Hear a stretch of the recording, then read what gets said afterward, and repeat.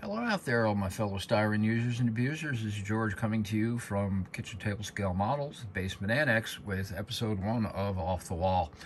Calling it Off the Wall because I'm taking some models off the wall, off the shelf, if you will. Models that were built, well, a long time ago, or at least before YouTube in my world, and it's fitting that I go back and start with this one. This is an original MPC Supra. I think it was built as an '83, or the kit was issued as an '83. And I've chose this kit for a number of reasons as the first one, because this in many ways is really the first kit of my adulthood, if you will, that I built as, later on in life as an adult. This was built somewhere around 1985.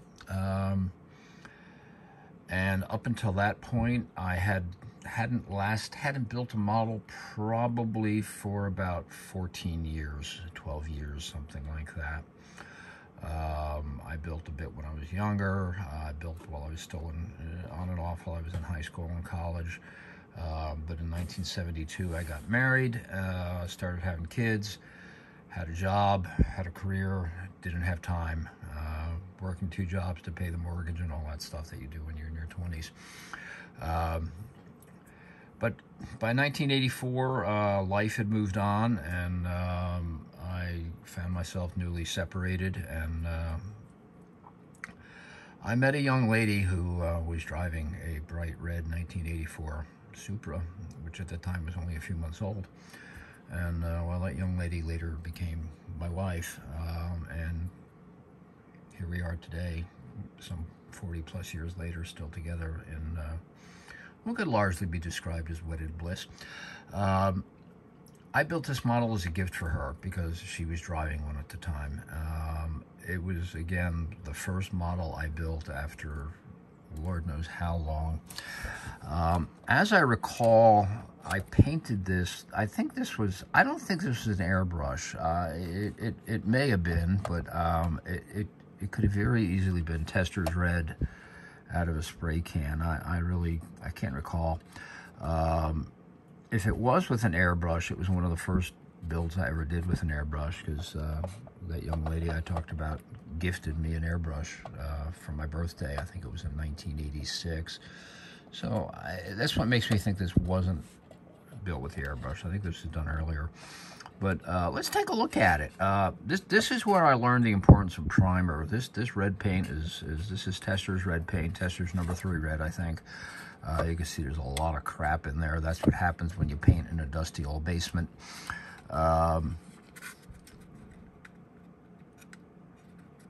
And I just lost my train of thought, but I'll get it back. Okay. So yeah, it was Testor's number 3 red over this nasty blue color plastic that really looked pretty cruddy. And I didn't use primer because, I just didn't use primer back then. But I look back at this today, and considering that at this point in my life I hadn't built for 12 or 15 years, as I look back at it, I did a pretty decent job on this.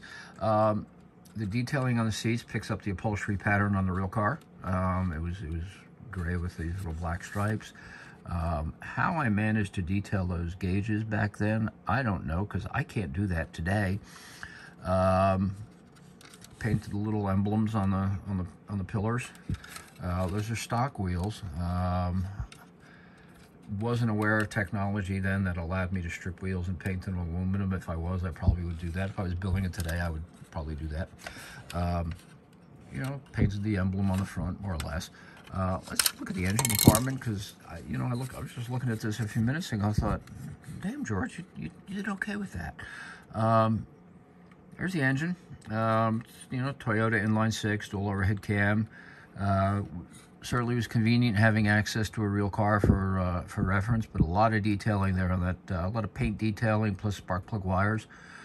This is when I was first starting to use wire wrap,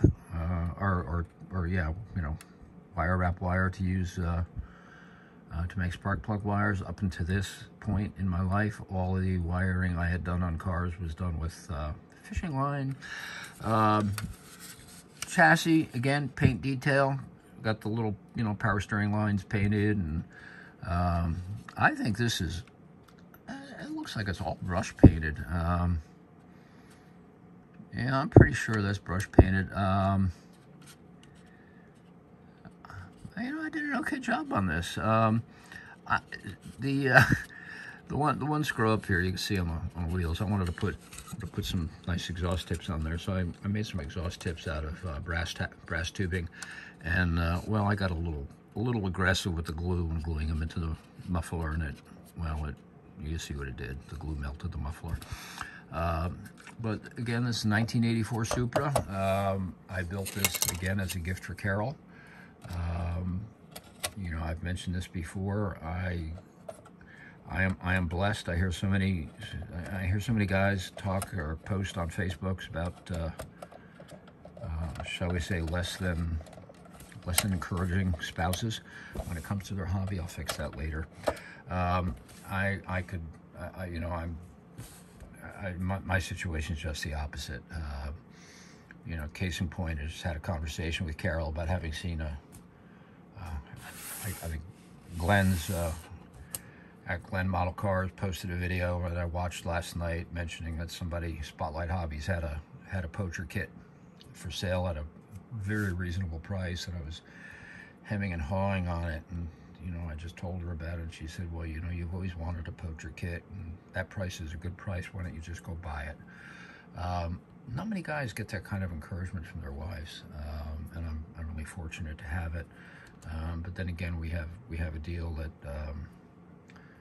I don't say anything about her shoes, and she doesn't say anything about my 700 unbuilt model cars. And so it's a symbiotic relationship. And again, I've been fortunate to have someone beside me for the last 40 years who is encouraging of all of my endeavors, not just my hobby. But so yeah, this model is kind of it was a gift and a tribute, a gift to Carol. She keeps it on her desk in her office. Carol is self-employed, and she works out of the house, and this is kept on her desk in her office. And we had this car, actually. We had this car well until, I think, for about 20 years. I think I was still driving this thing in 2004. 2002, something like that. But yeah, it's a nice kit. I'm kind of tempted to go back and redoing it, but it's like, you know what? This is nice. It's a nice kit.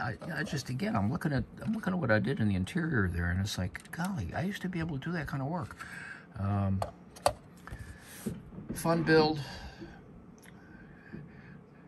And I thank Carol, and I thank you all for watching, and hope you enjoyed looking at these old kits. I've got a couple others in line, some older builds, couple muscle cars, bunch of NASCAR builds I did back in the 90s when I was in my Days of Thunder phase. I've got an old, probably the oldest built or partially built kit in my stash is in my collection is a 71 Firebird. That's a rebuilder that I built in 71.